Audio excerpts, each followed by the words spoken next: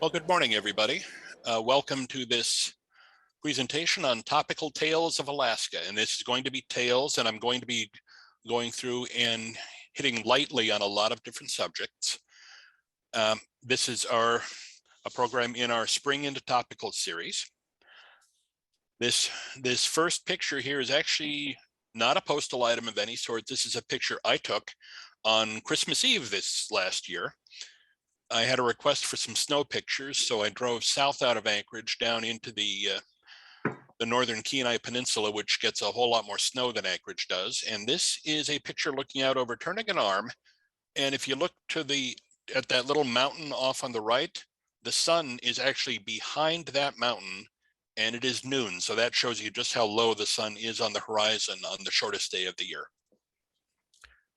Okay, we'll start with where is Alaska, and this is both something that amuses me and appalls me, and so many people who don't know where the place is. I have received questions over the years of why is Alaska so cold when it's down off of Mexico? Because most of the maps, put it down in a little box off in the corner, either down off Mexico or maybe even in the Gulf of Mexico. A couple of years ago, a friend of mine was trying to ask a vendor why something she was buying cost so much to ship. And the shipper said, well, it's because Alaska moves and they have to find it every time they ship to it. Anyway, this is better for the view of where Alaska is at. We are up in the upper left-hand corner of the North American continent. We are at the narrowest point about 50 miles from Russia, although there are two islands in the middle of the Bering Strait that are right next to each other. So that distance is about 2 miles. So very close. This is one of my favorite, I will admit, this is one of my favorite Alaska maps. This shows Alaska in relation to the lower 48. This is a postcard, and these postcards like this have been made since even before statehood. This one in particular is kind of interesting, is that you notice it is a printing error. The blue print plate got reversed on this guy. And just because it amuses me, this is Alaska superimposed over Pluto.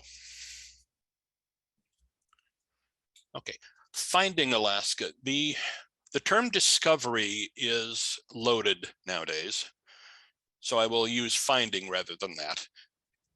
It's generally accepted that the first people who arrived in Alaska came from Asia over what is now referred to as the Bering Land Bridge, or Beringia.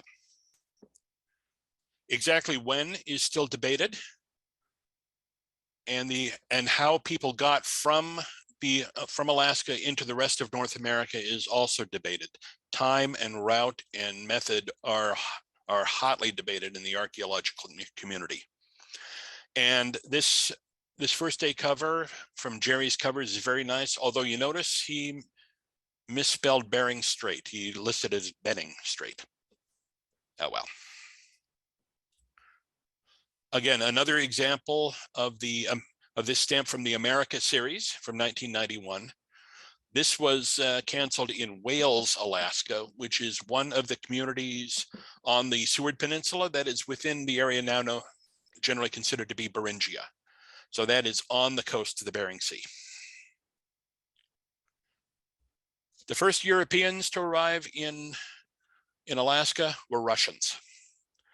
Vitus Bering was a Dane in Russian service, and he conducted 2 expeditions into the Northern Pacific. The first one was to see if Asia and North America were connected. That one he proved they were not. And then in 1741, he was sent to find North America for Russia, and he did. This stamp from the USSR in 1941 up here in the right-hand side shows his voyage. The stamps from Denmark honor the 200th anniversary, as do the Soviet era stamps. And the Soviet Union and Russia after it have made lots of hay in the philatelic world in the fact that they did explore in the Northern Pacific. The interesting thing of the Soviet and the Danish stamps were that they were both issued during World War II. Denmark at that time was occupied and Russia was fighting. So even in the midst of a deadly war, they were honoring the accomplishments of their predecessors. The Russians then stayed, and this was the reason they stayed. This is the sea otter. The sea otter has one of the thickest fur coats of any animal. Estimated that there are 100,000 hairs per square inch on a sea otter pelt. And they found plenty of sea otters, and it became the principal reason for the Russians staying in North America, in what became known as Russian America. And again, first the Soviet Union and then Russia have honored people who were involved. The guy in the upper left is Shelikov. He explored the area around what is now Kodiak Island and placed a settlement at what is now Kodiak.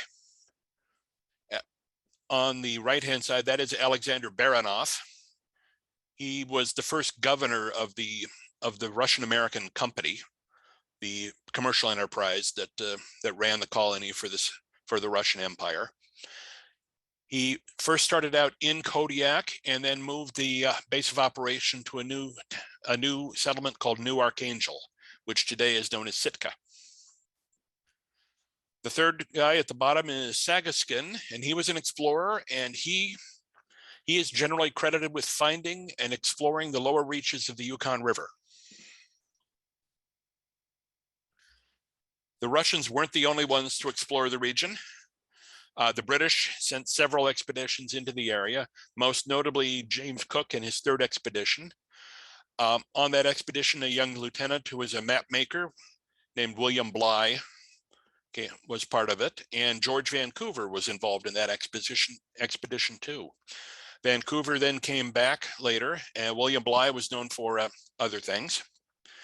And there are features named after all of these gentlemen in the region. The Spanish also sent explorers into the Northern Pacific, both to see what was there and to stake claims. There are several features and places on the map of Alaska named with Spanish names and named for Spanish explorers. And another notable guy was the French explorer La Perouse. He explored the North Pacific coast. He had peaceful interactions with the indigenous peoples he met, which didn't always happen. He sent lots of reports home with other explorers he encountered, which was good because in 1789, he sailed from Australia for home and vanished. The wrecks of his ship were later found off of what is now Papua New Guinea.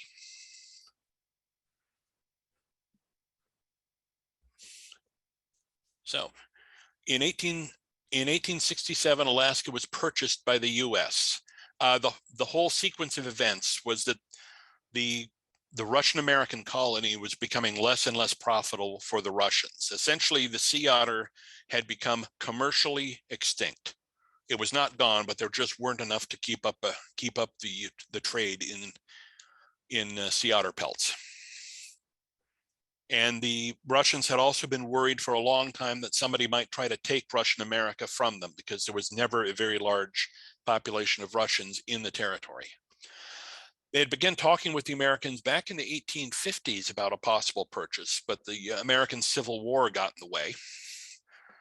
But in 1867, everybody agreed that yes, we will do this. The deal was struck and Alaska was purchased. This is the formal portrait of the negotiations. My guess is that they didn't quite look that good because the treaty was negotiated in what amounted to an all-nighter. So I think they probably looked a little rougher by the time they were done. The people involved, we had William Seward for the Americans as the Secretary of State. And we have here a Department of State proof and a stamp depicting the purchase from the Seychelles. We have the US stamp which honored the Alaska Purchase Centennial in 1967. We have the President, Andrew Johnson, and the Tsar, Alexander II. Now, a lot is made over time of the Alaska Purchase as Seward's Folly and Seward's Icebox. That is true, but that was less of a deal at the time than it now appears. The purchase of Alaska was popular with Congress and with people. The treaty went through very quickly. What became more of an argument later on was actually appropriating the money to pay for it. That got wrapped up in some other diplomatic things and a couple of claims that some Americans had against the Russian government.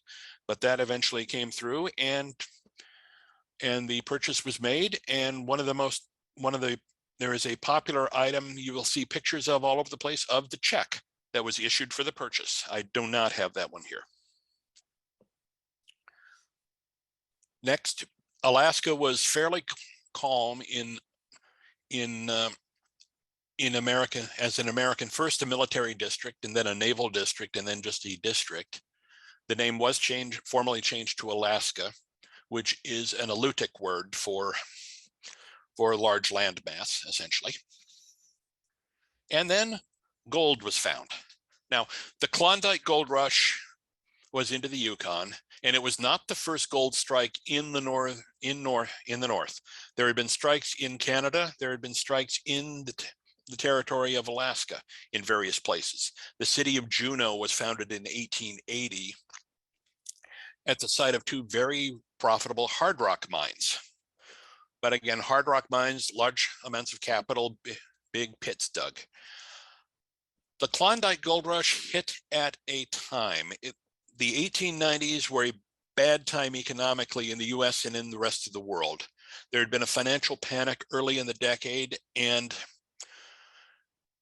the 1890s have been described as the first Great Depression, even though that term was not used until the Great Depression of 1929. So the world was anxious and money was scarce, and suddenly in the newspapers of the West Coast, there were stories of people coming out of this place called the Klondike with huge amounts of gold. The first headline was in a San Francisco paper that described a dollar amount. The Seattle Post-Intelligencer, the reporter decided that he didn't want to do dollars. That seemed kind of trite, so he went by weight. So the headline of a ton of gold from the Klondike, that caught everybody's attention. People started making plans. A whole lot of people made the run north. And this postcard is an example of many, many, many printed and photo postcards that show this particular place. This is the last big push up the Chilkoot Pass. This became known as the Golden Staircase. And the thing of getting into the Klondike was not just that you had to get there. The Canadian authorities would not allow you into Canadian territory unless you could provide for yourself for a year, which meant you had to bring in a ton of supplies, quite literally 1 ton. So everybody who came in over Chilkoot Pass had to go up that pass and down again, hauling heavy loads multiple times to get their ton of supplies to the top so that they could cross into Canada and make their way to the Yukon. Most of the people who made this climb were disappointed because that first group that had brought out the huge amounts of gold that had gotten everybody excited had already claimed all of the good claims in the Klondike region. So people arrived there and found no place to dig. Some of them went out from the Klondike and found other streams in the region. Others traveled into Alaska and found streams there. And a couple of people, they became known as the 3 Lucky Swedes, were poking around on Cape Nome in the Bering Sea in Alaska and found gold there in huge quantities. So a lot of people in Dawson and the Klondike rushed to Nome, and that became the first big Alaskan gold rush at Nome. This is a picture from Nome. This is the Dexter Saloon. It is also called the Second Class Saloon, and this is a good example of places and people. To begin with, I don't know what they meant by second class saloon. I looked for a reason and found several, and they all contradicted each other, so I'm not sure which is real. But one of the owners of this saloon was a rather famous or notorious gentleman and his wife. It was owned partially by Wyatt and Josephine Earp. They were in Nome for a couple of years, made some good money, and then sold out and left. The saloon stayed. It burned down a couple of times, but was rebuilt. And then in the early 1900s, a young family was in town doing missionary work. And their son was a paper boy for the Nome Nugget newspaper. He also got a reputation as a boxer because he was fairly small, and to avoid being picked on, he got to be good as a fighter. He was another young man who became known later on. His name was James Doolittle. Everybody referred to him as Jimmy. And he went on to do a whole lot of other things in his life, including maybe the thing he's best known for is not necessarily the best thing he ever did. If you ever get a chance to read his autobiography, do it. It's an amazing life. But so Jimmy Doolittle started out, he wasn't born in Nome, but he had his childhood in the city of Nome.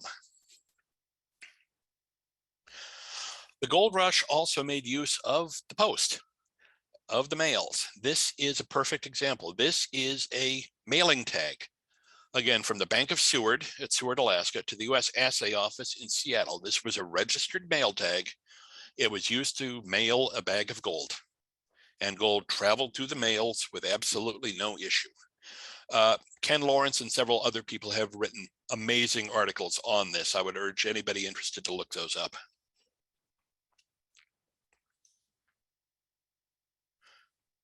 Okay.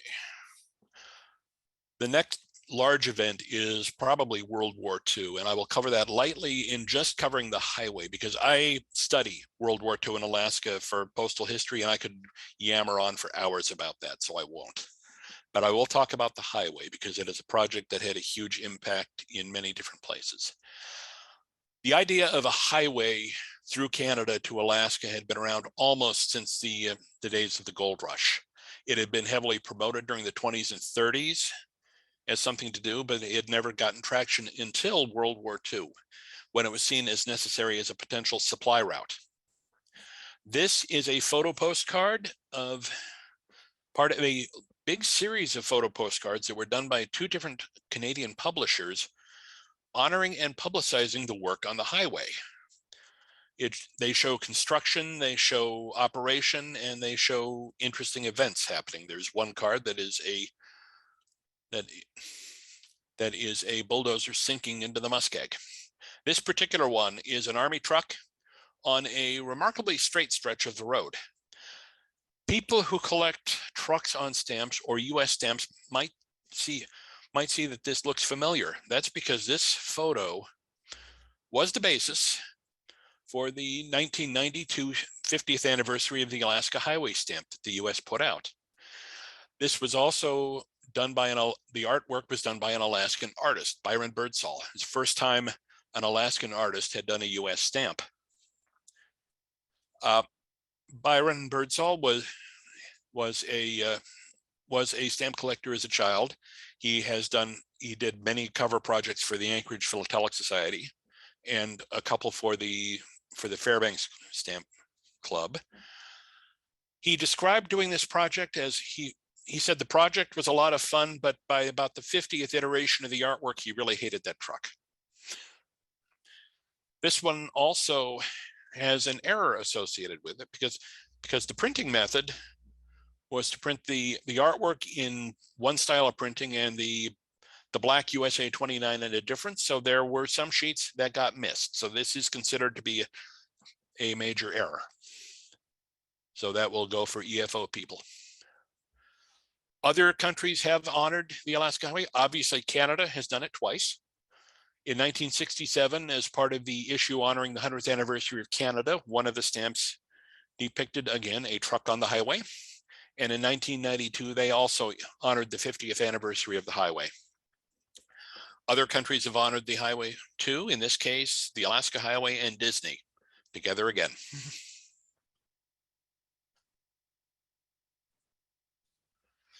And postcards, lots of highway postcards. It's even inspired a little bit of bad poetry. So Winding in and winding out fills my mind with serious doubt whether the lout who planned this route was going to hell or coming out.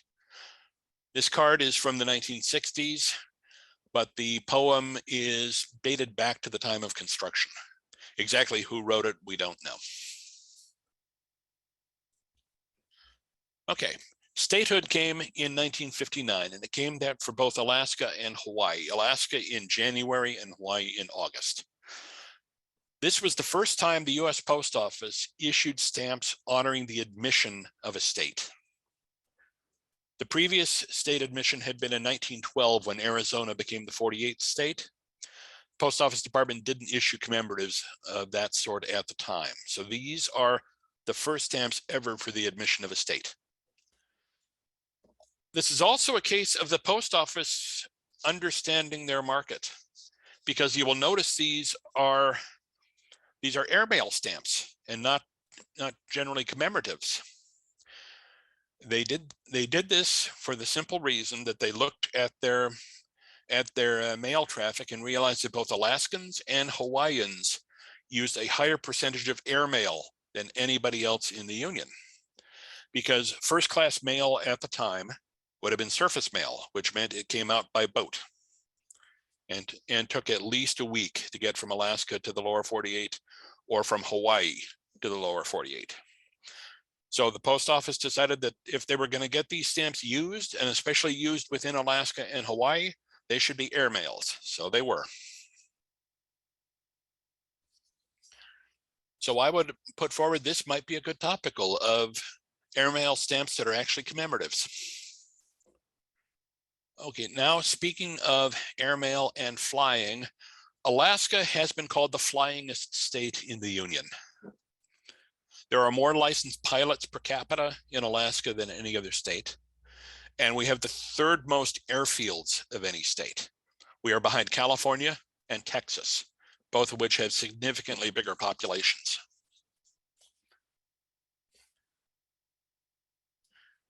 There have been people involved in aviation who have come to Alaska.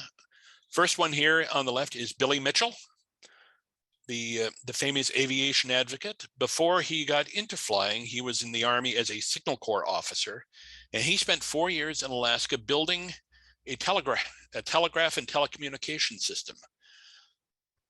Washington and Alaska Military Communication and Telegraph, WAMCATS is what it's called. It was an undersea cable from Washington to Valdez in Alaska, and then overland telegraph lines to various military posts in the state, and then a wireless connection between St. Michael on the Bering Sea and Nome on the Bering Sea. On the right, you will see stamps for Wiley Post and Will Rogers. Wiley Post flew through Alaska at least twice on his round the world flights, and was flying his friend Will Rogers around Alaska when sadly they were both killed in a crash near Barrow in 1935. There is a marker at the site, and that marker has appeared on many covers. Now, there are railroad people in the audience, I know. So Alaska has had a bunch of railroads. Best known, the Alaska Railroad. Runs from Seward in the south to Fairbanks in the north. It was built, it actually represents 3 different railroad attempts. The Alaska Central Railroad started construction in 1903, made it about 50 miles and then ran out of money and failed. The Alaska Northern Railway was organized in 1911 and built another 21 miles before it failed, and its stock was bought by the US government. The Alaska Railroad was the only railroad at the time owned by the US government. Today, it is the only railroad owned by a state government. That transfer was made, I don't remember exactly when. The Alaska Railroad has been pictured on a whole lot of postcards over time. That's what this is. This is a postcard showing the station at what was then Mount McKinley National Park. The Alaska Railroad also had a railroad post office, an RPO. Next railroad, the White Pass and Yukon route. This was built starting around 1900 out of Skagway, Alaska, went over the White Pass to Whitehorse in the Yukon Territory. It got finished just about time the gold rush ended, but the gold mining in the region went from individual claims to commercial. So the White Pass in Yukon had a long and profitable history, moving both freight by rail and by ship. The next one, this is the Copper River and Northwestern. This went from Cordova on the Prince William Sound into a place called Kennecott, which is in the Wrangell St. Elias Mountains. It was built to reach a deposit of copper that was among the richest copper deposits ever assayed. They spent $25 million building a railroad there, and they pulled out more than $200 million in copper ore. And this was in 1910 dollars. The good ore in the mine ran out in 1938 and the railroad was shut down. The rail bed eventually was turned over to the newly formed state of Alaska as a potential highway. Part of it was built. Part of it is still used. A lot of it is not. The bridge shown in the lower right-hand corner, that is the bridge over the Copper River that runs between the Miles Glacier and the Childs Glacier. They shot a bridge between two glaciers. It became known as the $1 Million Bridge. It cost $1.2 million to build in 1911. I would say dog teams are very popular in the North. They were used for a very long time for transportation, probably since the dog was domesticated. They've been used as pack animals and beasts of burden. And somewhere along the line, some bright spark attached dogs to a sled back in the depths of time. This particular one's labeled like a railroad, the Arctic Limited.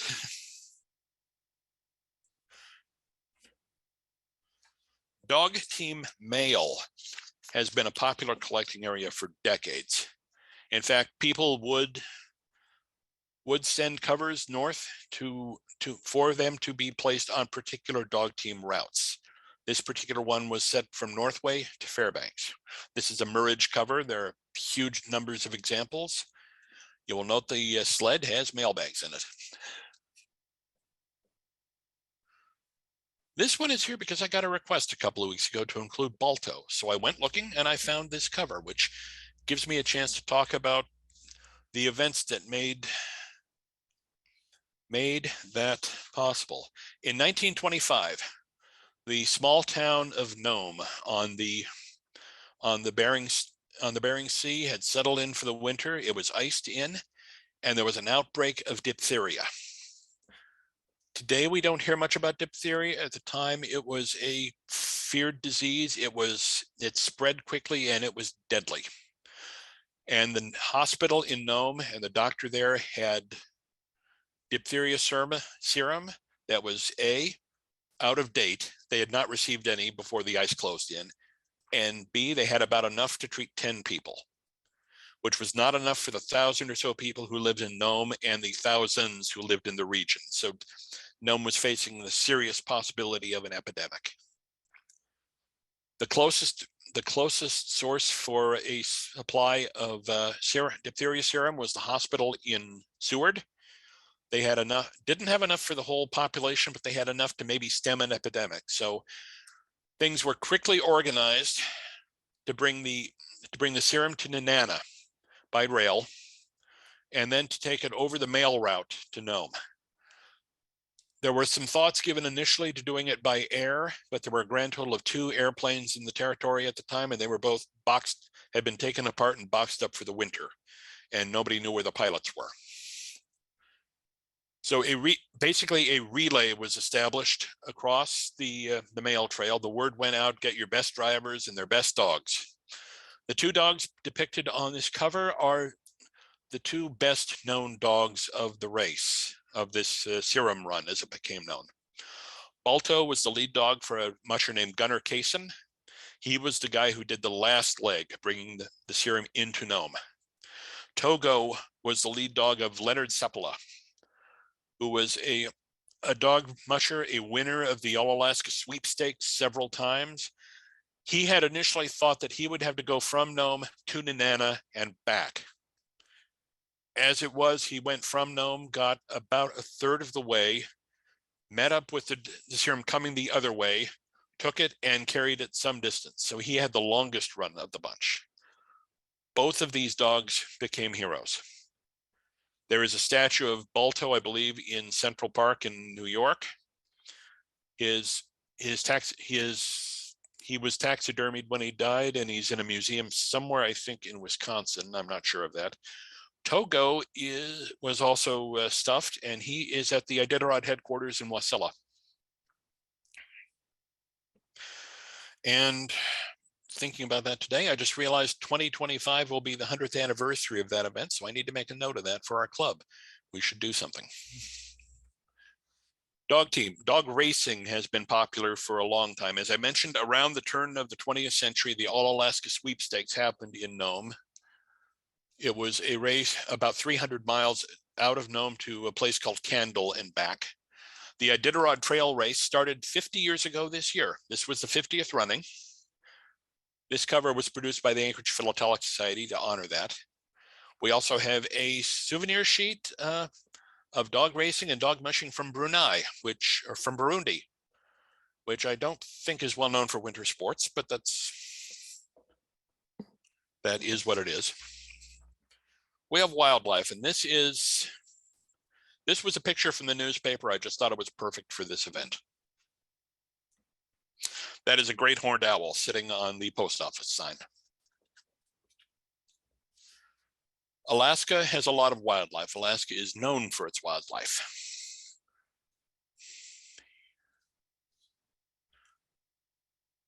The willow ptarmigan, shown here in the bottom left, is the Alaska state bird, and the forget-me-not, also on that stamp, is the Alaska state flower. We have the three types of bears in North America: the black bear, the brown bear, and the polar bear, as shown on these stamps. We have porcupines, and we have a series of Arctic animals. In fact, this Arctic animal series was issued in 1999 with the first day at Barrow. It was several years until we got another first day in Alaska. I think maybe sending a bunch of postal officials to Barrow in March probably put them off of doing it again for a while. This was part of the Nature of America series. This is depicting a tundra scene. This is in the foothills of the Brooks Range in northern Alaska. And it's the animals of the area: the raven, the muskox, the caribou, the coyote, the wolf, the bear, several birds. I think it's a striking image. These three represent successful reintroductions.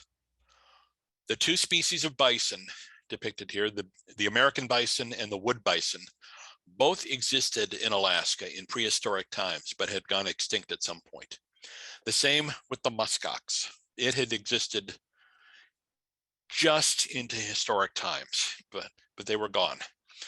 The American bison, or the plains bison, was reintroduced into the interior of Alaska around what is now Delta Junction in 1928.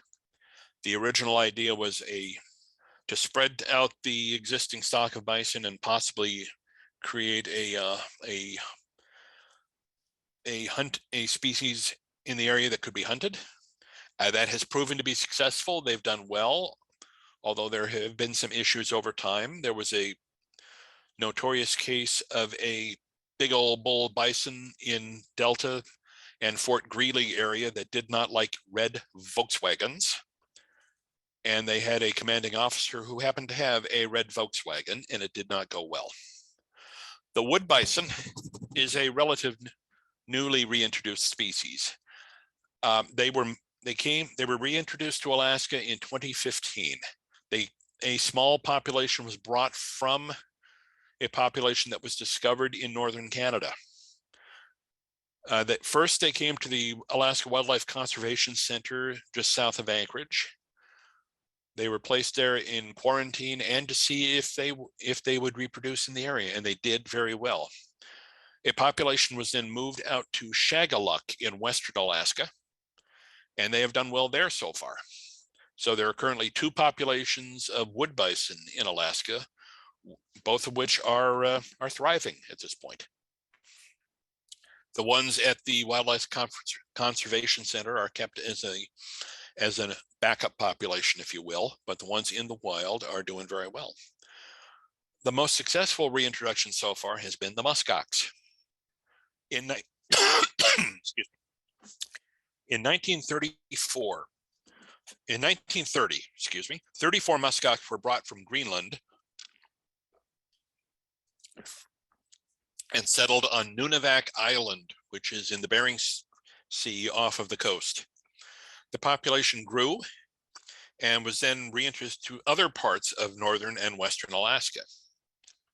Today, the population of muskox in the state is about 4,000 animals, and they are thriving everywhere they were reintroduced.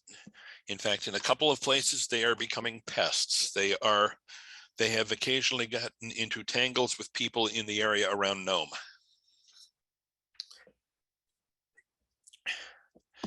Now, Alaska has a lot of geography and a lot of geology. This is a picture postcard from, I believe, the early 1970s. This was part of a series with Alaska exclamation point as a theme. This is a cabin looking out over the Alaska Range and the snow-capped mountains. We'll start with Denali, formerly known as Mount McKinley. This mountain has appeared on 3 U.S. stamps. The 1937 territorial issue is on top, the National Park Centennial issue in the middle, and we have a maximum card of that issue portrayed here. This is a postcard with a stamp added and the Apex cancel from 1996, which was honoring the Klondike Gold Rush, so pulling in 3 hits. Then as part of the Scenic American Landscapes, they issued an 80-cent stamp. Somebody at the time asked why they were issuing a 3rd stamp of Mount McKinley, and the answer came back, Senator Ted Stevens wanted it. Like a lot of places in the world, Denali has had several names. Denali is a term from the Koyukon Athabascan people of the region. It means the Great One or the High One. The Russians who saw it called it Bolshaya Gora, meaning big mountain, and I probably butchered the Russian, sorry. It was briefly known as Densmore's Mountain after a prospector named Frank Densmore, who was one of the first non-natives to reach the base of the mountain. He didn't go any farther than the base. In 1896, a prospector named it Mount McKinley after the presidential candidate, William McKinley, so he wasn't president yet. That name was formalized in 1917 when Mount McKinley National Park was created. In 1975, the state of Alaska changed the mountain's name to Denali and asked the federal government for a name change. That took until 2015 because there was opposition to the change. But in 2015, the federal government agreed to accept the name Denali. So that is officially the name of this mountain. Alaska has more active volcanoes than any other state and most other countries. The entire Aleutian chain is volcanic. Most of it is still active. In fact, it's a good bet that there's a volcano in the Aleutians erupting at any given time. Mount Pavlov is one of the Aleutian volcanoes. That is a very nice photo postcard. The picture postcard next to it is Mount Spur, which is not in the Aleutians. That is about 60 miles due east of me, where I am in Anchorage. That one is the northernmost and easternmost active volcano of what does become the Aleutian chain. The volcanoes start at Mount Spur and then go south and west along the mainland of Alaska, out to the Alaska Peninsula, and then out to the Aleutians off towards Siberia.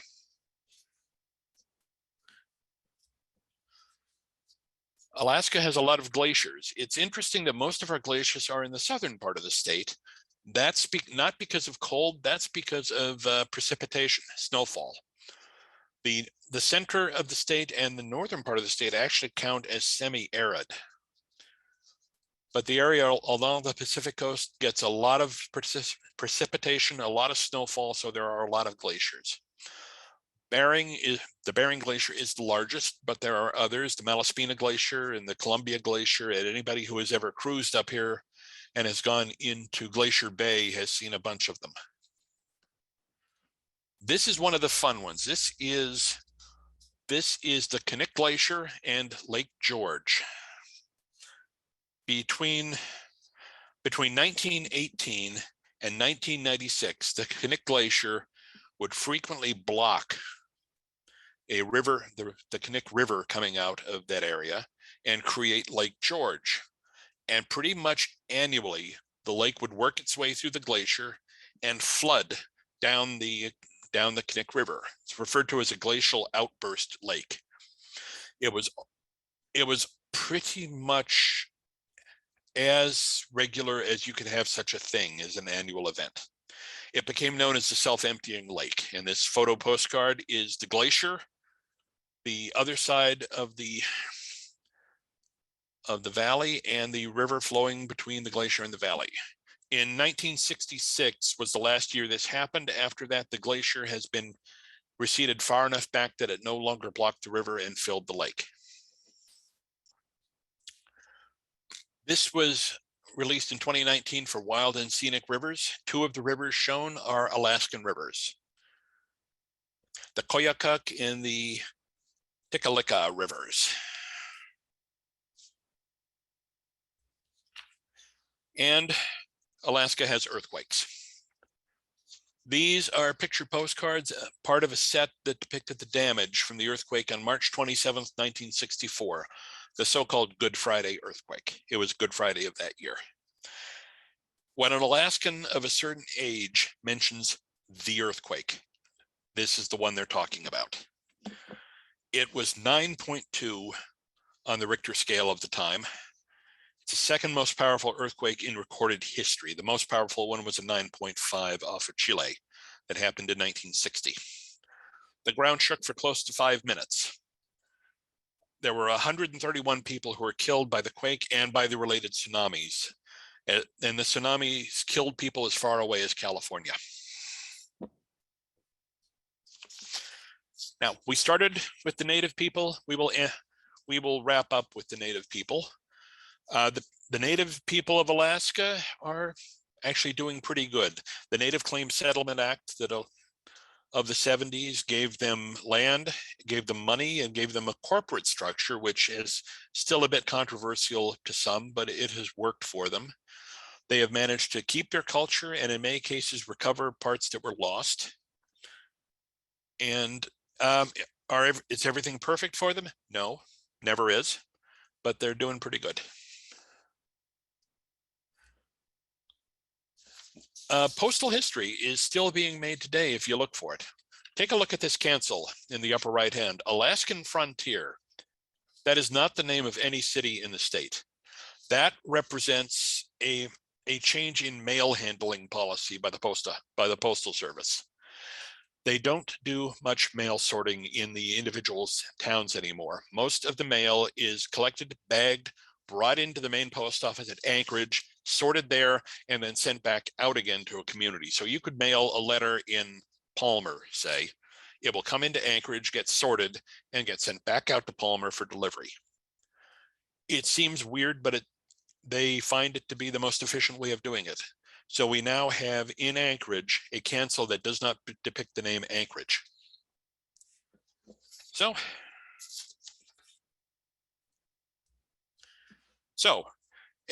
as this old Alaska Steamship Company ship on this old photo postcard sails into the sunset, I would like to say thank you for attending this program and for attending and enjoying the American Topical Association's Spring Intertopical series.